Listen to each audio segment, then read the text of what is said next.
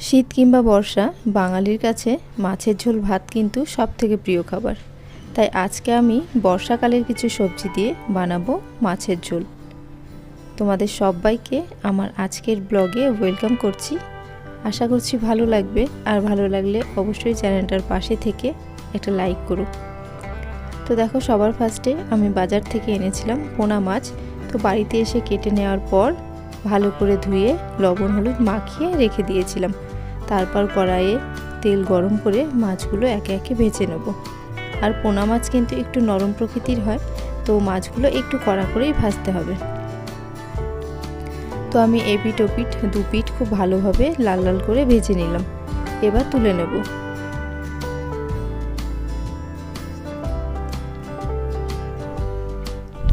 তারপর ওই তেলেই ফোড়ন দিয়ে দিচ্ছি গোটা জিরে আর কালো জিরে।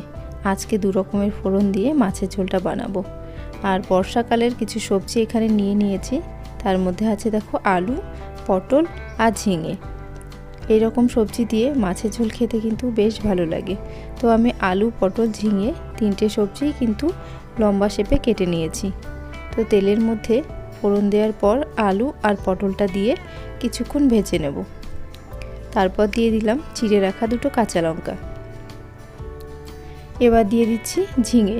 আর আলু আর পটলের তুলনায় ঝিঙেটা কিন্তু আমি একটু মোটা করেই কেটেছি, যেহেতু ঝিঙেটা তাড়াতাড়ি নরম হয়ে যায়। এবার পরিমাণ মতো লবণ দিয়ে একটু নাড়াচাড়া করে ঢেকে দেব।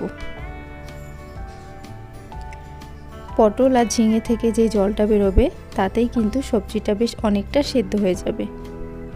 এবার দিয়ে দিচ্ছি শিলনোড়ায় বেটে রাখা আদা, জিরে আর গোলমরিচ।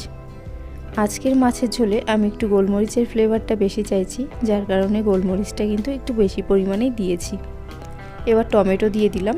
তারপর দিয়ে দিলাম পরিমাণ মতো হলুদ গুঁড়ো, ধনে গুঁড়ো, একটু লাল লঙ্কা গুঁড়ো, আর আজকের মাছের ঝোলটা একটু কালার করার জন্য এখানে দিয়ে দিলাম কাশ্মীরি লঙ্কা গুঁড়ো।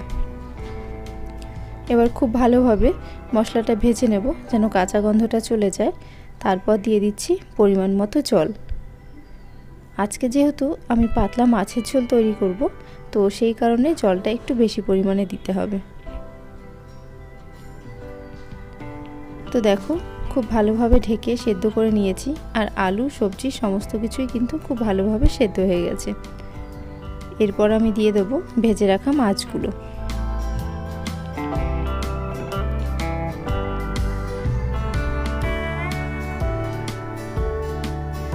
এই রকমভাবে জ্যান্ত মাছের ঝোল খেতে কিন্তু ভীষণ ভালো লাগে। আর গোলমরিচ দেওয়াতে এই তরকারির ফ্লেভারটাই কিন্তু আজকে আলাদা হবে। নামানোর আগে দিয়ে দেবো একটু ধনেপাতা। এটা দেওয়াও যায়, না দিলেও কোনো ব্যাপার না, আমার ঘরে ছিল বলে দিয়ে দিলাম। তো দেখো, মাছের ঝোল একেবারেই রেডি। আর এই মাছের ঝোলের স্বাদ কিন্তু অসাধারণ ছিল। তোমাদের ভালো লাগলে একটা লাইক করে পাশে থেকো।